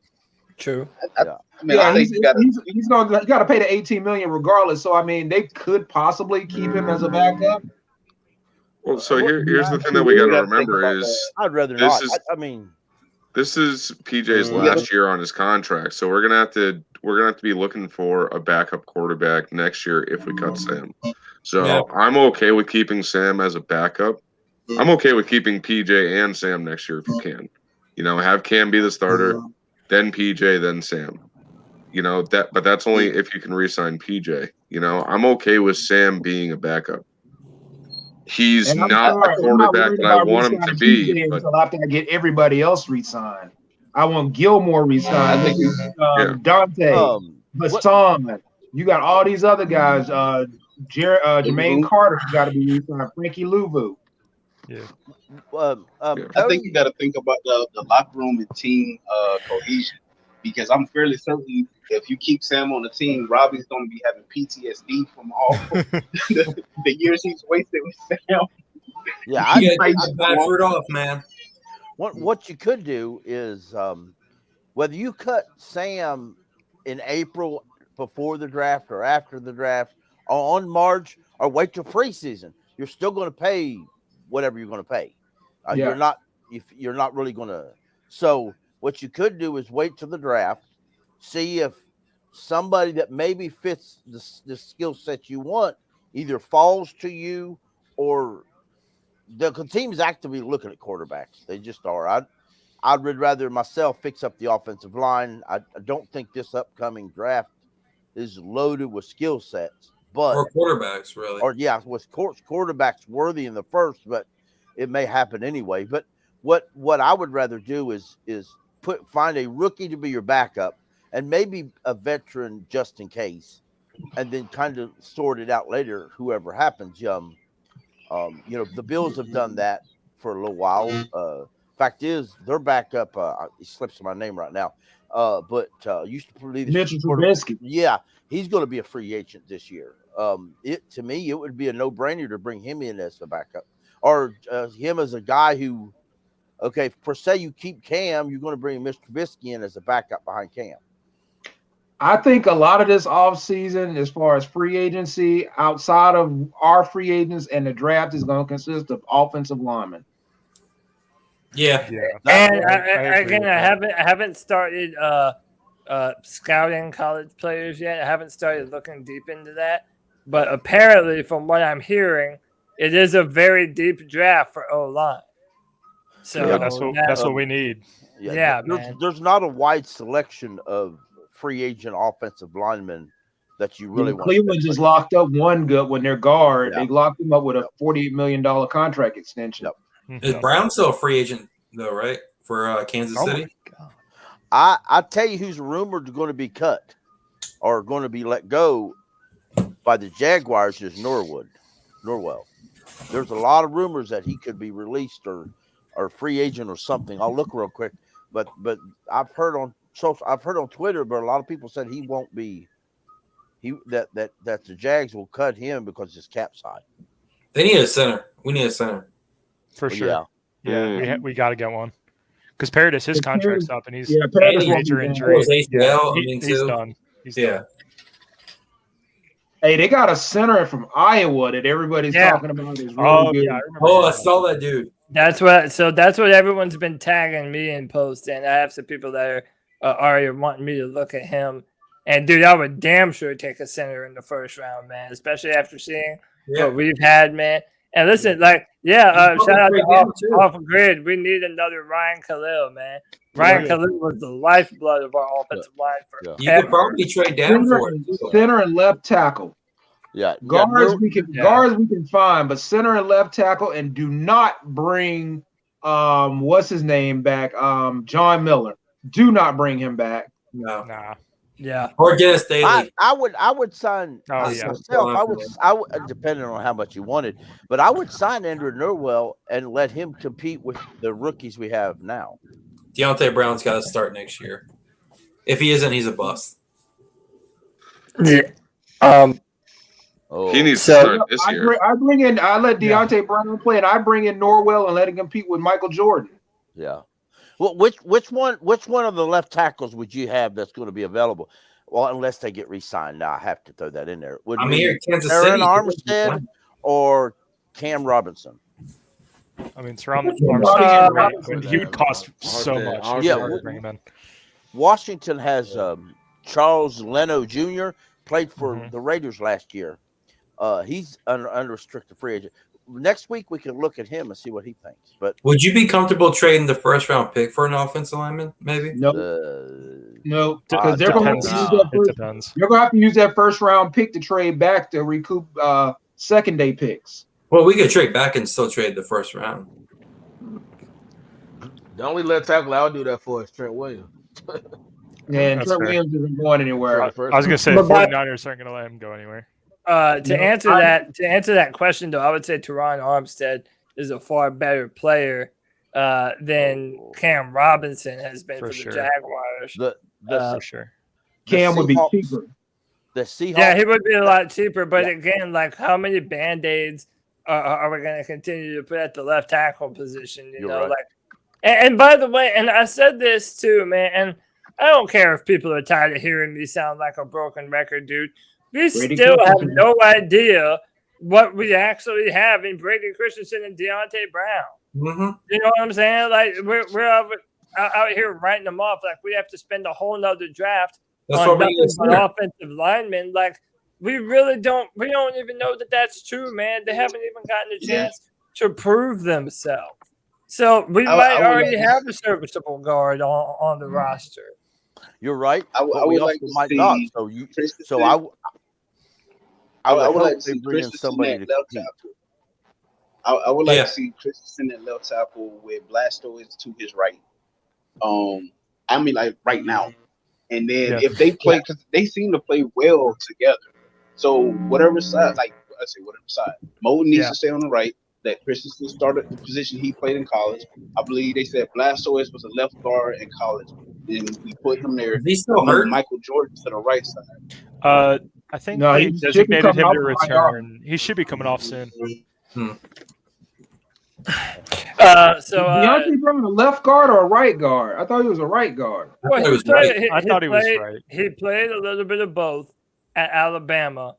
His final season, he ended up playing right guard. Some people think that it would be better for him to be left guard. I honestly think that typically your right guard is a little more mobile. He pulls a little more, so he's a little more athletic of the two. But really, they both have to do a lot of the same things. So I don't think it's as big of a difference in switch from left tackle to say right tackle and those two. But there is certainly a difference. I would like Deontay Brown next to Taylor Moton. Just because those two imagine running behind that. Monsters, man. Maybe put Brady Christensen at left, maybe Trent Scott at left guard.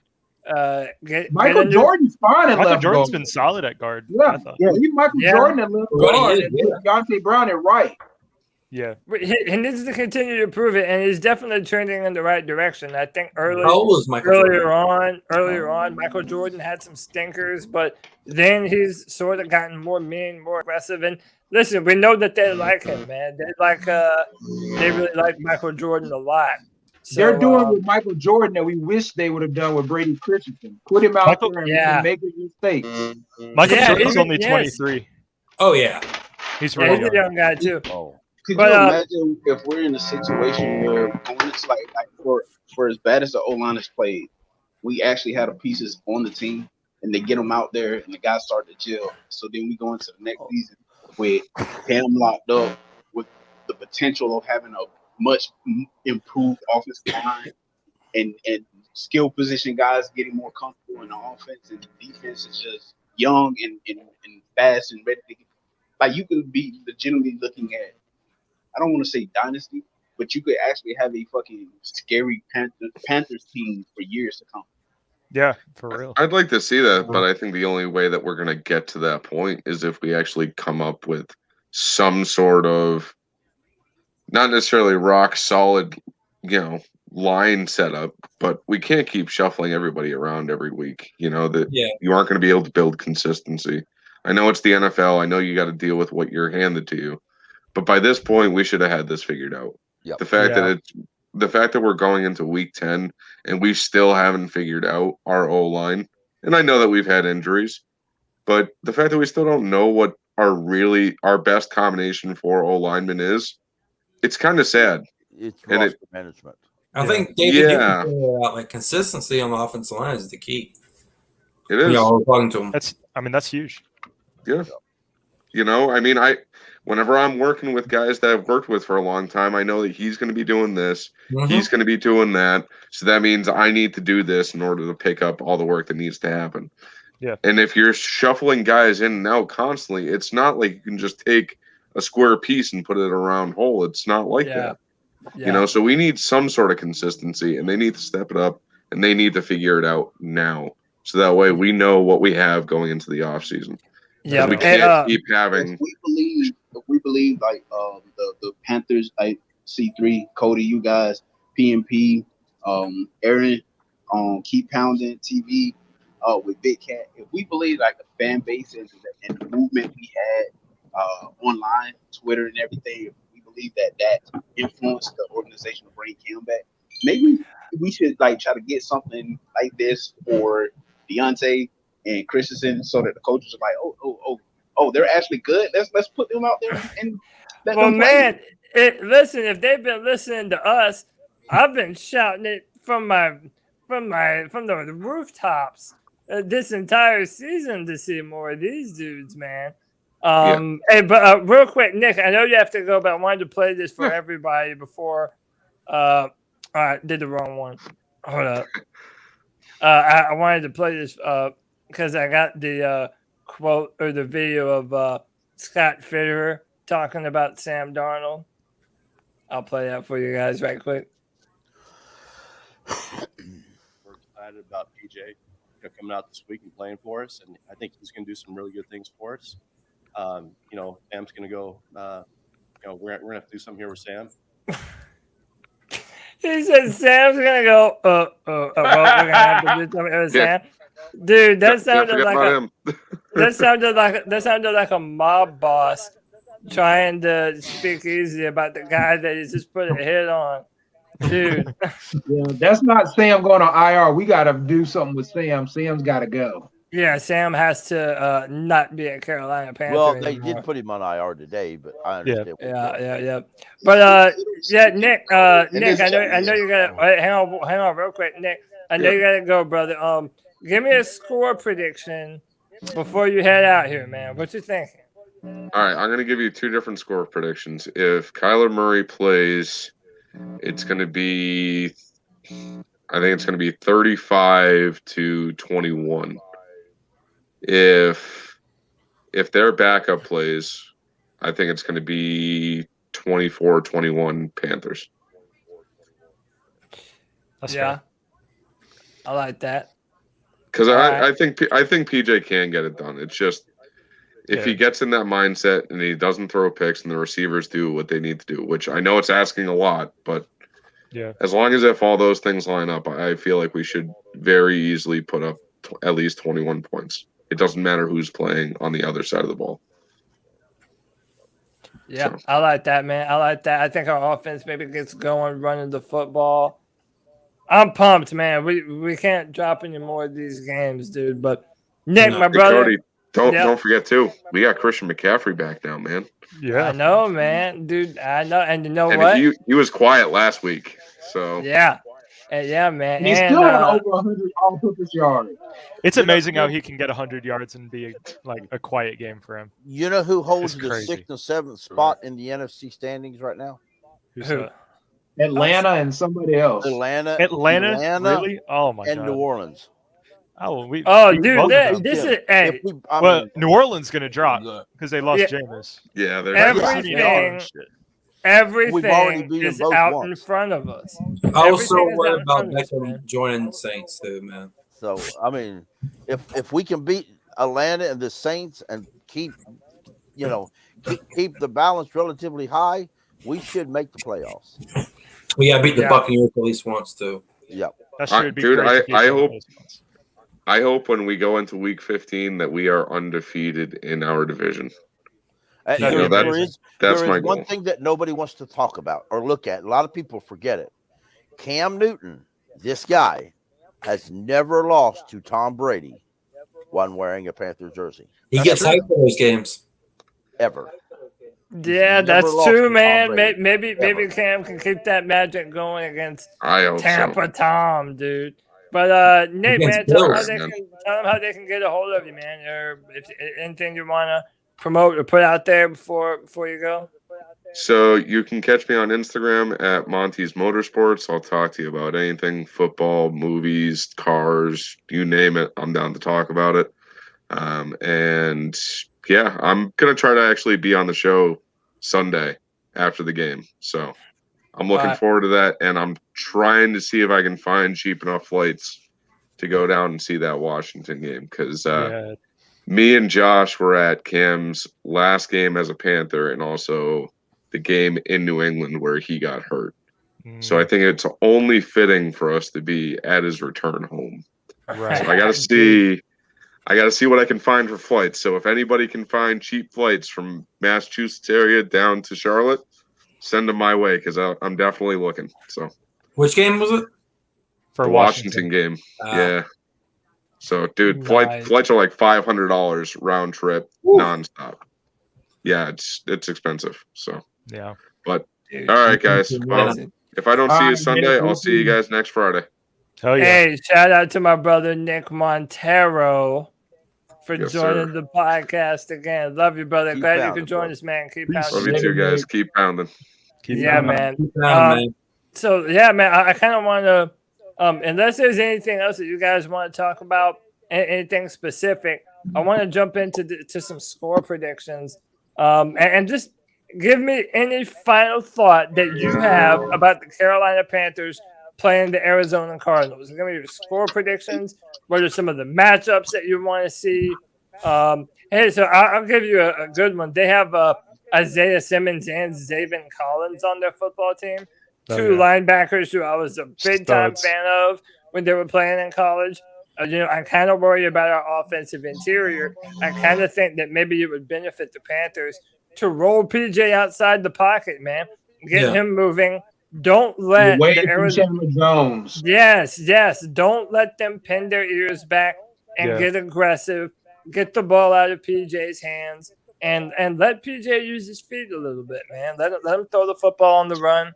I think that could be a recipe for success. But whoever wants to go, man, tell me exactly what you think about this Panthers team and this Arizona Cardinal matchup we have. If I may, before we get into this, I just want to say that I'm excited as hell because kind of unrelated, but last week the beatdown that South Carolina put on the Florida Gators made it. So I'm actually excited for like the first time this season to watch South Carolina play these next 3 games, and then the icing on the cake. The icing on the cake is following these Saturday games. The Carolina Panthers will actually be playing some meaningful football, and our guy Cam Newton is back at quarterback for us. Words cannot properly display the amount of energy and happiness I have towards this football season, and being able to sit on this podcast, this stream with you guys and talk football and hear your opinions and the people that are in the chats. It is amazing. It's beautiful. Yeah, awesome, man. Yeah, I just wanted to say that before we got into the predictions. Yeah, man, I definitely Cody, I'll go appreciate first that, with my man. prediction. Hey, I wanted to say something real quick to Steve Shefflin in the chat. If you really were trying to come in and talk, man, I apologize. I'm just so hypersensitive, man. I don't want to get the videos pulled and anything like that. So if you really were just trying to come on, I apologize, man. We'll definitely get you in next time for sure. Just make it a point to be here next time, bro. But yeah, let's continue with this matchup. Zach, tell me what you're thinking, man. Give me a score prediction. And what are you thinking, dude? I'm thinking it's really tough to call before this game because there's so many injuries for both sides. I think we have a legitimate shot to win this game. I think if Kyler plays or not, to be completely honest with you, the last couple of times we've played the Cardinals, we've had Kyler Murray's number. Because like last year, he didn't do anything against our defense. And I think our defense is much improved, to be honest with you, that from where it was last year. I think that their defense is underrated, though, and that's going to be a tough ask for PJ Walker to play against. But I mean, any given Sunday, you talked about it with Buffalo and Jacksonville. Nobody saw that game going the way it did. So I think we have an actual shot to win.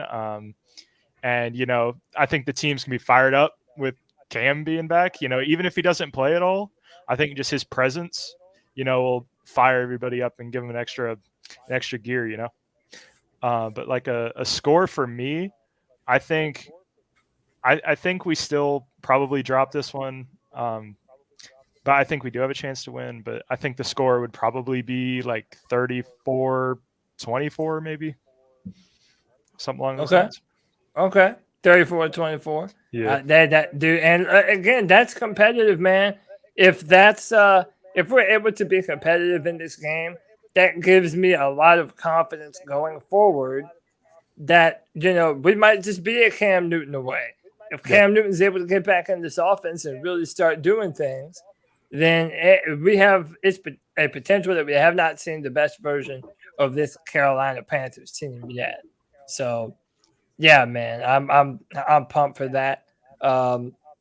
Kevin, let me know what you think, brother. And by the way, I just want y'all to know, I'm actually excited for that Clemson South Carolina game because Clemson's actually finally starting to trend a little bit in the right direction. We're not all the way there, but I'm hoping it'll at least be competitive, man.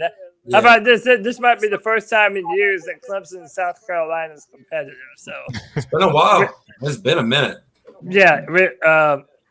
So we'll just enjoy it. But Kevin, give me your score prediction, dude. What do you think's gonna happen?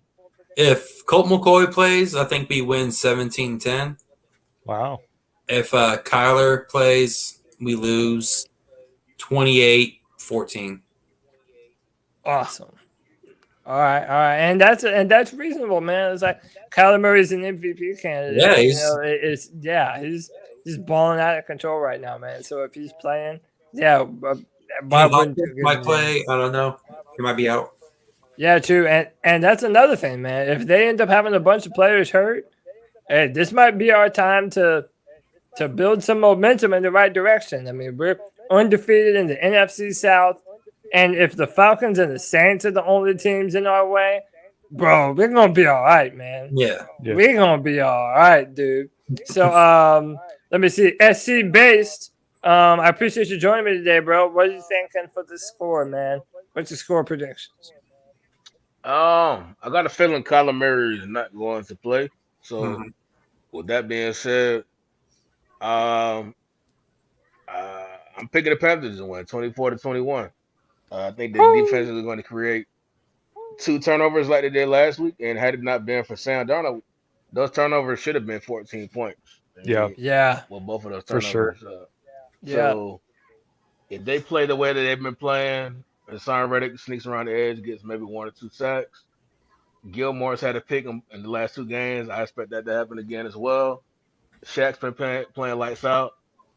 Let's go win. I mean, what's the point of That's it. One in mediocrity? Let's go win. That's it, man. I feel That's that, it. Running game going. I mean, I think that's the key. That's true. And dude, listen, I think our defense, man, they've been fighting like they have something to prove all year. We still have a top 10 defense in the NFL, man. We're 7th in the NFL for total points allowed per game. Yeah. I mean, we're doing things, man. Our defense is nasty. Another thing I keep on mentioning, we haven't seen it lately, but J.C. Horn is still set to come back sometime this season, man. So you're talking about Dante Jackson, Stephon Gilmore, J.C. Horn, A.J. Bouye, C.J. Henderson, Keith Taylor. Dude, we have He's been playing really well. I've been surprised. Yeah, he has. Yeah, he's a name that doesn't get said enough, but he has been playing well. You saw why they drafted him. Yeah, dude, our defense, if they can pin their ears back, dude, how about this? If it's Colt McCoy, I'm almost positive the Panthers are gonna win. If you think our defense wasn't all that, if they were like mediocre, like middle of the pack, you think we bring back Cam? If our defense was mediocre, I mean, if it's a lost year and we're letting teams do whatever they want, probably not. Yeah, probably not. And you know what? To be honest with you, if that was the kind of team that we were, I don't know if Cam would have came back. Not right now. That's true. He probably would have signed with Houston or Seattle. Well, so that's the thing.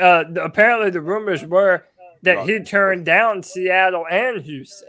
Yeah, and that they had offered him contracts, but I don't blame him for turning them down. Why would you want to go be a backup for Russell Wilson or play for the Houston Texans? Remember his press conference today. He said that he was looking for a team that checked the boxes, and he said he was looking for a team that could contend. He wanted a team that had a offensive weapons, and he said Carolina checked those boxes.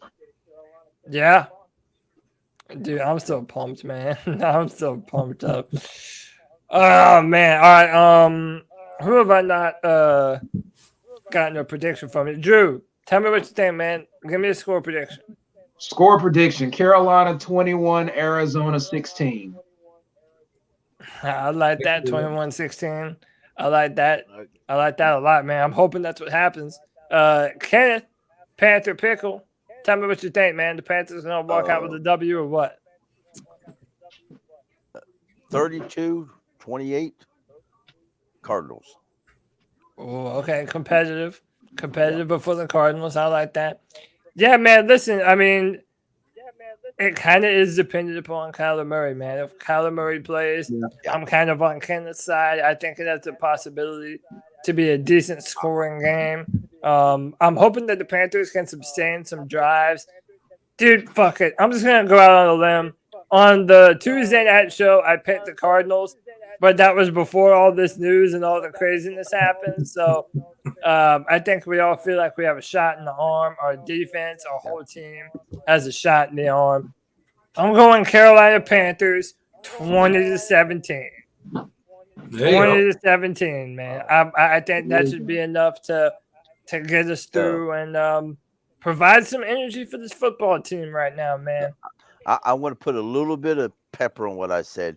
If Cam Newton was playing, and I don't think he will, if he plays, that my score changes dramatically, and it'll be Panthers, not Cardinals. All right. I like that too, man. I like that too. Well, all right, man. Listen, that has been another edition of the C3 Friday Free-For-All. I definitely appreciate each and every one of you for jumping in and hanging out with me every single Friday.